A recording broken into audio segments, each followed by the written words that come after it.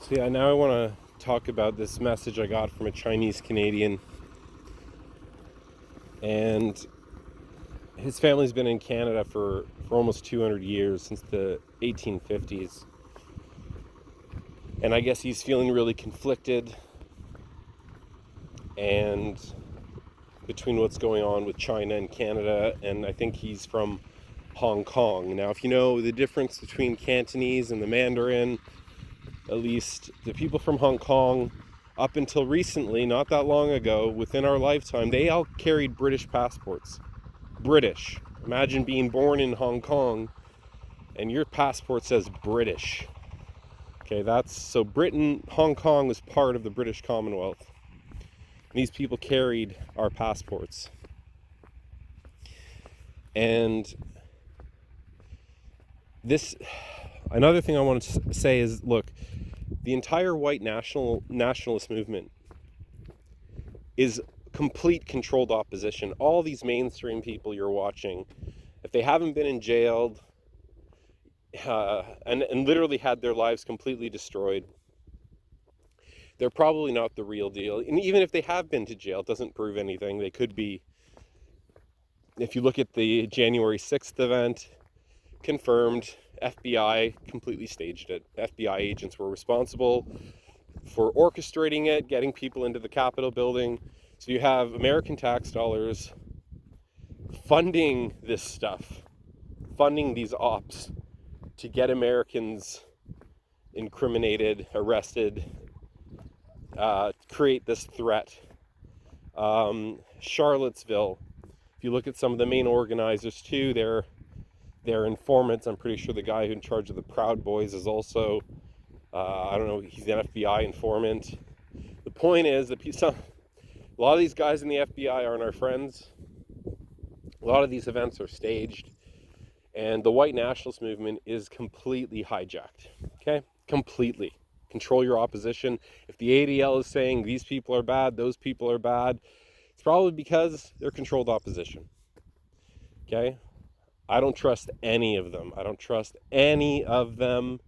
I don't trust David Duke. I don't trust any of these people. If you've gone through the ringer, that you would know, okay? Anyone who's allowed to build tens of thousands or hundreds of thousands of followers, anti-Jew this, anti-Jew that, chances are, look, the Jews love when you, at least the state of Israel, okay? Not all Jews. Believe me, Jews are torn. And the state of Israel love scaring their people.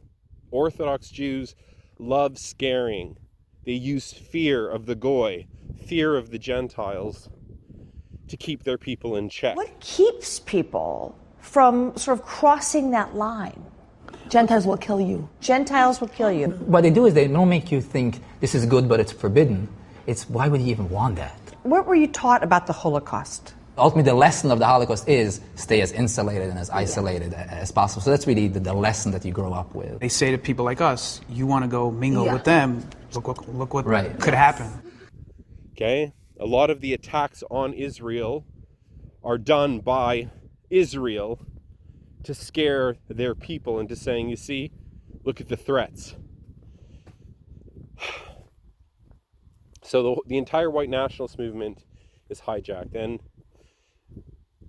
when it comes to races, like, I'm all for preserving the white race. I think that I think as nationalists, though, we have to be nationalists for all races. We have to, if our attitude is white supremacy, which is what is being spewed, we're going to lose this war.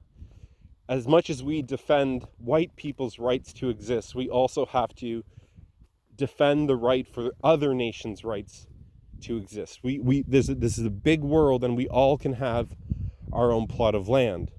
And there's nothing wrong with white people wanting to segregate and say, no, this is a white place. And there's nothing wrong with when black people say, look, this is a black place. And we can all live in peace. And if you want to go and be part of a race mixing community, that should be allowed too. Go nuts. So back to this Chinese guy. I'm going to tell you a story back when I was in Army Cadets, and me and my buddies were just chilling at the armories. I don't know what we were doing. We were just hanging around there. And there was this little Chinese guy, old man, really small.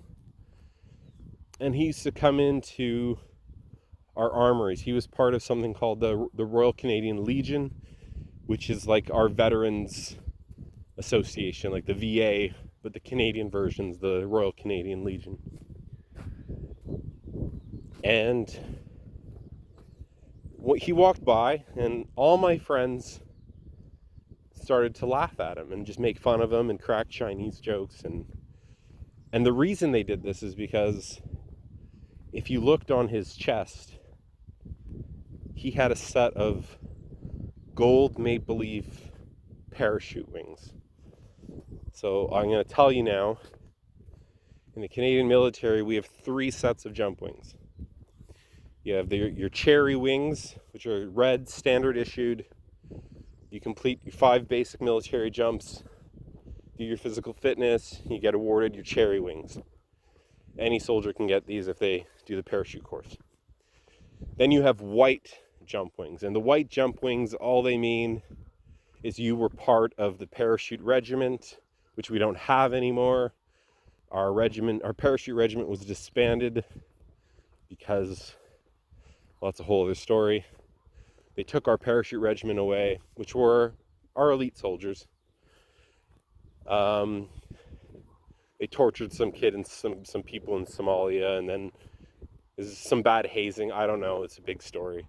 Anyways, the 3rd set of jump wings, which are the most prestigious, probably one of the most the most famous badge you could have on your uniform, golden maple leaf jump wings. And this Chinese guy had them.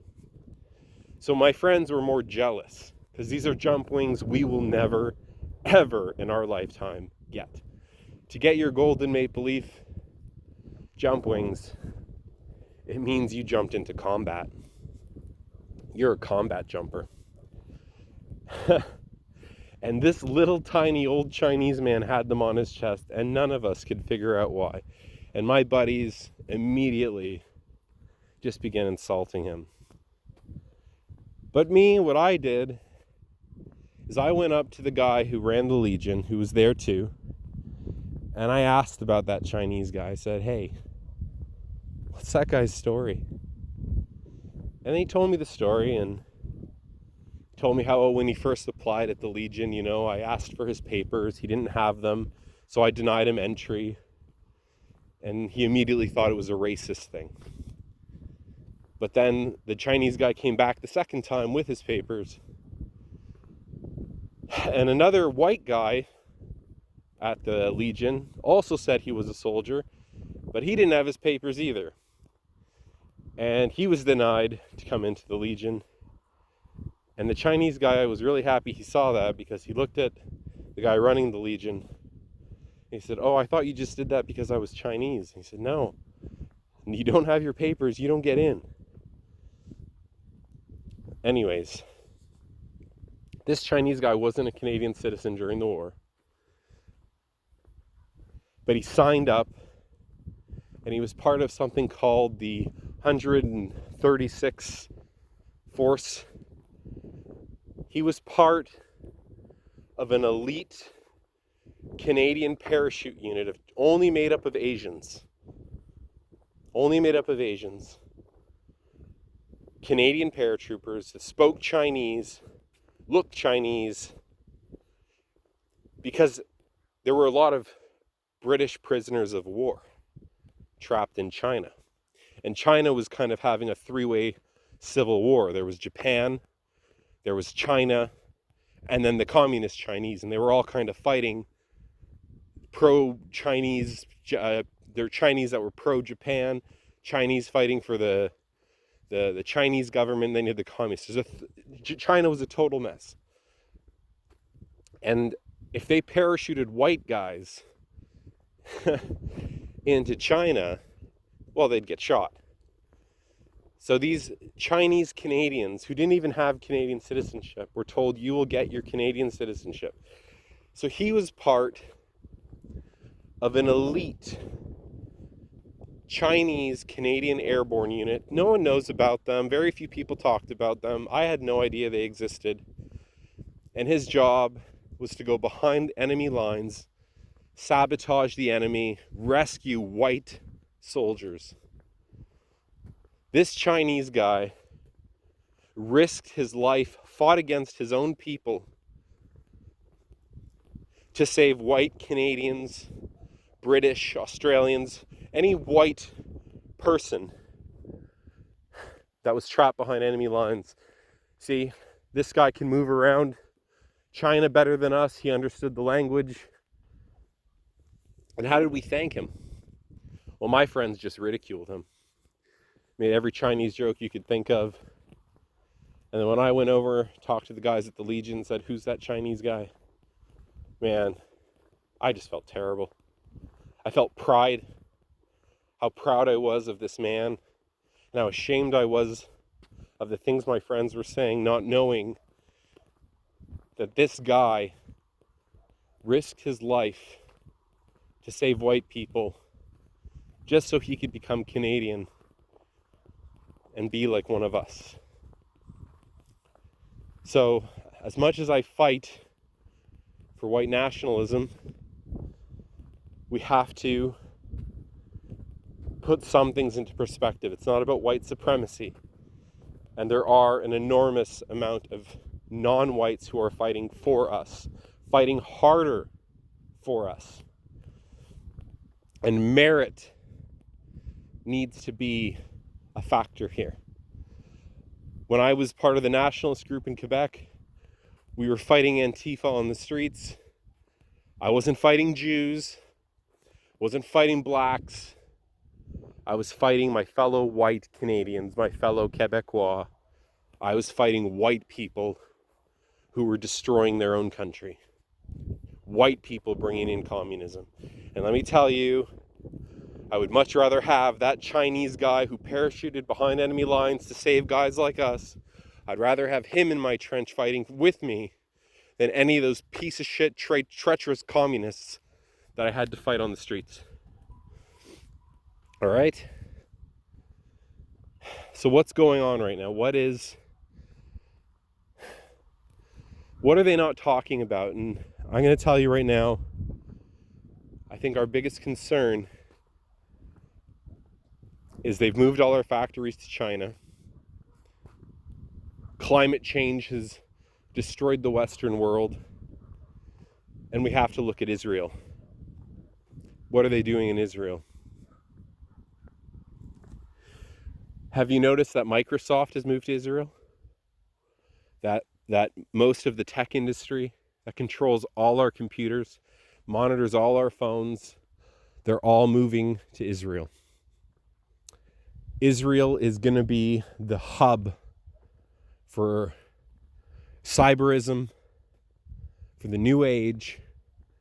And let me tell you something. Modern day soldiers, what we consider soldiers today, they're obsolete technology. The future is drones. The future is computers, which will all be controlled from Israel. That's it.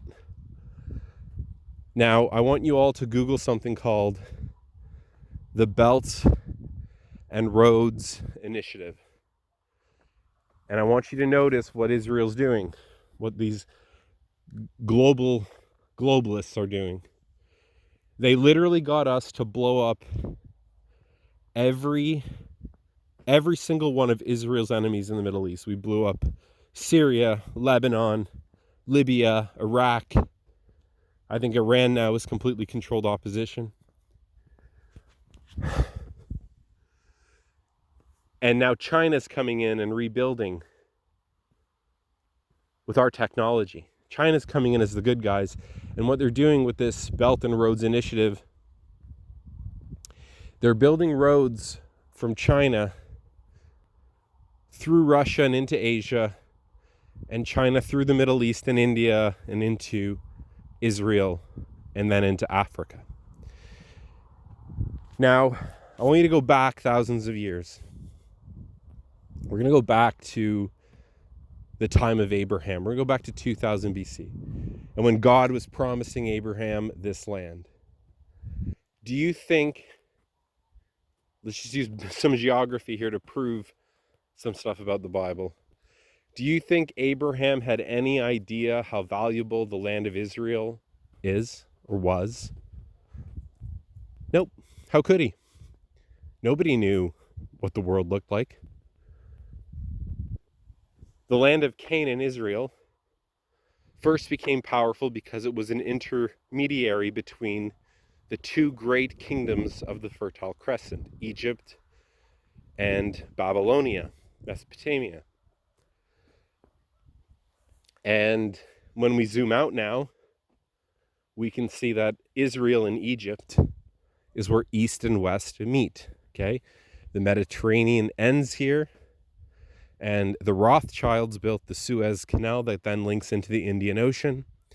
And through this canal, all these trade ships, they don't have to go around Africa to get into the Mediterranean, and Mediterranean ships don't have to go around Africa. They can just cut through in between Israel and Egypt. Now, you're going to Google, the next thing to Google, and I mentioned this in my videos from years ago, Israel is where Asia, Africa, and Europe really come together by land.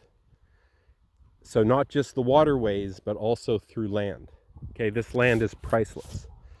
And there was a Protestant pastor in the 1500s, he drew a map. I think it's called the Bunting Cloverleaf. Israel, there will never be peace here. Okay, God chose this promised land for a reason. And I don't know how 4,000 years ago anyone, you know, if the promised land was in Siberia, okay, it's kind of weird, but the fact that this is literally the center of the world, it's mind-blowing. And if you go back to history, to the time of Jesus, what were the Romans trying to do during this time? Who were the Romans' biggest enemies?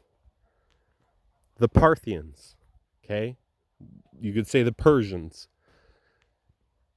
And a lot of Romans failed to conquer Parthia. You can look at Crassus. Crassus was part of the triumvirate with Pompey and Caesar. And he died trying to conquer Parthia. And it was said that the Parthian kings, because of his thirst for gold, poured molten gold down his throat. Kind of like Game of Thrones there with the pouring the gold on the guy's head.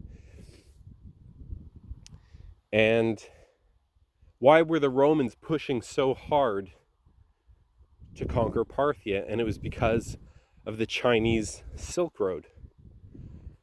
The Silk Road to China, the trade routes that the Parthians controlled. And the thing to have in ancient Rome at this time was Chinese silk. So the Chinese knew about the Romans knew about the Chinese, and believe it or not, Jerusalem and the Jews controlled this trade route. It's in Josephus, vaguely. You can read about how powerful the Jews were in Babylon. And it was really the Parthians. Who did Pompey conquer to take Jerusalem? He kicked the Parthians out. Okay, these are the Aramaic people, the people speaking Aramaic. And in Jerusalem and in Judea, half the Jews were pro-Aramaic, the others were pro-Roman Greek. So you had this political division between the Jews. And it was all about the trade routes to China. And what we have today, 2,000 years later, what are the Jews doing? They've hijacked the name Israel. They're not Israel. They're the Jews. 2,000 years ago, their country was called Judea. It hadn't been called Israel for 700-800 years before the destruction of the temple. Okay? It's the difference between Israel and Judah. Now, what are they doing today? Well, after we've spent trillions of dollars blowing up all their enemies, we are now in debt to the private banks, military industrial complex. We're now paying off debts while our leaders are handing the Taliban our weapons, giving their technology, our patents. And now China is rebuilding all the countries we blew up, and they're rebuilding them with our technology. Think about that. And they're building roads. Google the Belt and Roads Initiative. Ask yourself, why Microsoft? Why are all the tech industries, big tech giants, they're moving to Israel? And let me tell you something. This phone I'm talking to you on, everything will be controlled by them, including the drones, which, let me tell you, America, your rifles will be useless. You will not be able to fight against the drones that will be remotely controlled from a foreign country. Okay? So this is pretty scary stuff. And anyways, I think there's more to this Russia-Ukraine stuff. The gas pipelines, I actually do believe this is 10D chess, and that Europe and Russia are actually potentially working together to destroy NATO in the West. And they're going to build this Jewish Belt and Roads thing, and I don't know what America's fate is, but Australia, America, Commonwealth, we need to recognize what's going on. We have enough land, resources, and technology. We can rebuild, we can restructure. We don't need anyone else. I'm telling you, North America, Australia, we are the most powerful people in the world. We are united from coast to coast by a single language. We have all the resources we need. And if we can just get our youth moving and educate and just go back to education, go back to what we do best, innovation. Bring back our factories, get our kids working. Nothing will stop us. But we have to go back to our religion, our religios, what bound us together as a people. And I know modern day Christianity is a shit show. I don't get along with modern day Christians. It's really hard for me to defend Christianity when they're so crazy. But the Bible's not wrong. It's how we're reading it that's wrong. It's the people controlling our churches that are wrong. It's the people controlling our governments that are wrong. And if we don't return to God, we don't stand a chance. That is my belief. My belief is we are so far gone right now, only God can save us from ourselves. You know, I look at some of the stuff that goes on, the abortions, the pride, the gay pride, transgenderism, and all of a sudden I look at that story of Noah and the flood, and you realize God wasn't destroying the world, he was saving it. And I just hope we can turn things around, just like they did in Germany. That convoy, that trucker convoy, I don't know what happened there, but Canadians have never been, I think North Americans have never been this aware of the corruption in our system. Now they know. Now the average Canadian knows the media is full of shit. Now the average Canadian, they know. Their eyes are open. So this has never happened before in our history. So just like what happened in the Roman Empire 2,000 years ago with Nero and his entourage. Nero was into transgenderism. Nero was a lunatic. And the Romans eventually had enough. And they rose up a general. And he defeated the Jews and defeated the Roman government, and order was brought back to Rome. So there's hope.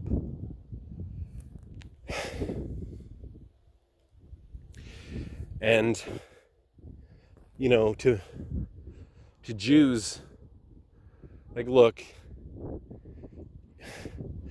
there are a lot of non-Jews that are far more guilty than the average Jew. I'm half Jewish. I spent years in the Jewish community. I know the hearts and minds of the average Jew. And I know how brainwashed they are. You have to think about the brainwashing that was done to you. The same brainwashing was done to them, just on the opposite side of the spectrum. And shouldn't be the people against the people. It should be the elites versus the people. And I do believe there are a lot of patriots inside the government, even inside the Israeli government. And let me tell you, God destroys from within. He always destroys from within. Whether you look at the story of Moses, Pharaoh tried his best to kill all the firstborns of Egypt, or all the males, sorry, not the firstborns, any male Israelite he killed. And the one Israelite he doesn't kill, he raises to be his own son. And it'll be that boy who he raised that will bring down Egypt and take a group of slaves and establish an empire. Okay? He destroys from within. When Jesus was destroyed, when Jesus was killed, who killed Jesus? It's very important. Jesus was betrayed by a kiss. Okay? He was betrayed from within. That's what God wants to show us. Your enemies are within. Keep your friends close, your enemies closer, and I promise you, it's going to be the same story with the elites. It's their own people from within that are going to bring them down. They are not united, not as united as you think. I don't trust Putin. Putin could turn around. I don't trust Trump. Trump can turn around. Okay? Their destruction always comes from within. Okay, we're all sinners. We're all guilty. We all have conscience, and God can flick a switch inside any one of our heads and turn us around. So what I would say is this Ukrainian-Russian conflict is all bullshit. You don't want the Ukrainians coming into your countries, I'm sorry. Clean up your own backyards. Canada, clean up your backyard. Ukraine, clean up your backyard. If you think the Ukrainian president is a good guy, just maybe research him a little bit more. I don't know what I'm going to do. If the Russians push over again, Russia, go over that hill, 200 kilometers is the Russian army. Anyways, it's just a rant.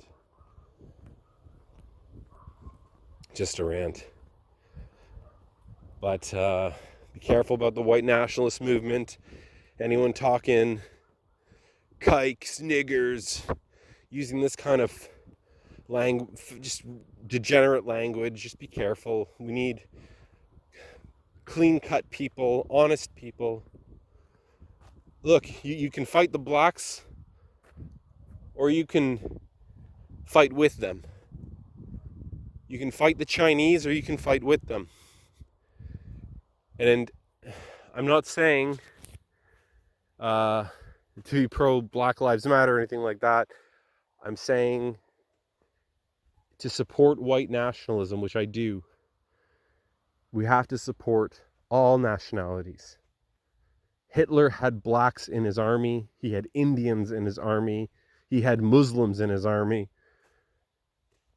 Hitler gave all these races a chance to fight for their own country and their own peoples. So we can be our own peoples and still be at peace. Okay, this multiculturalism is a disaster. Is a total disaster. And I've learned now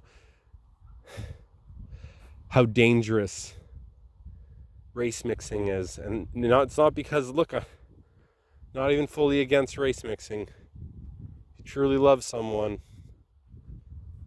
I don't know, don't let me stop you. But what I will say is how fast the media can use race as a weapon and instigate civil war. Race is a weapon.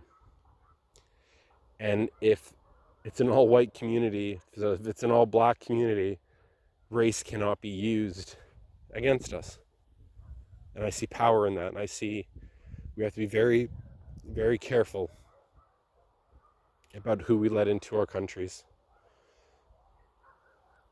Anyways, if you don't want what you're seeing in front of me to come to you, well, this is the fruits of liberalism. This is the fruits of communism. Anyways, I don't know what's going to happen.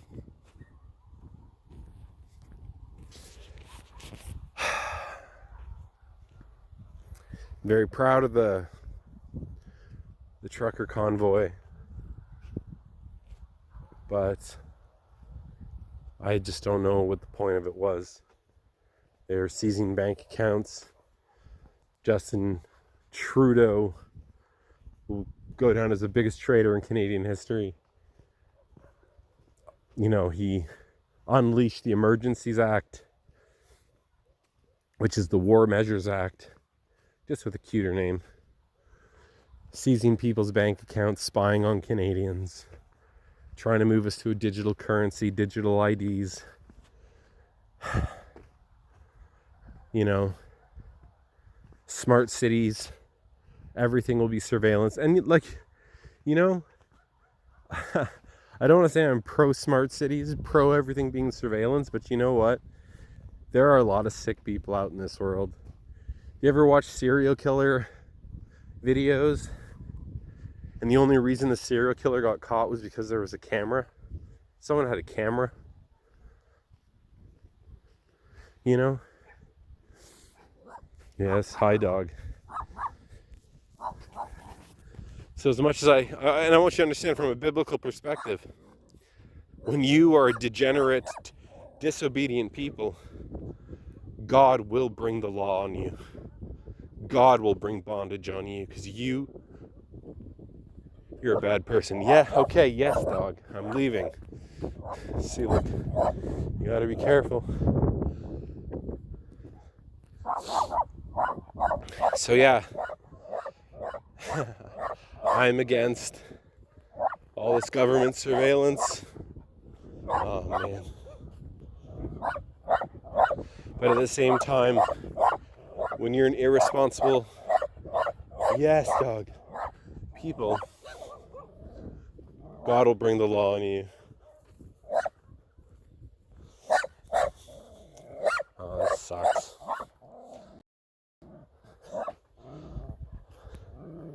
Yep. All right.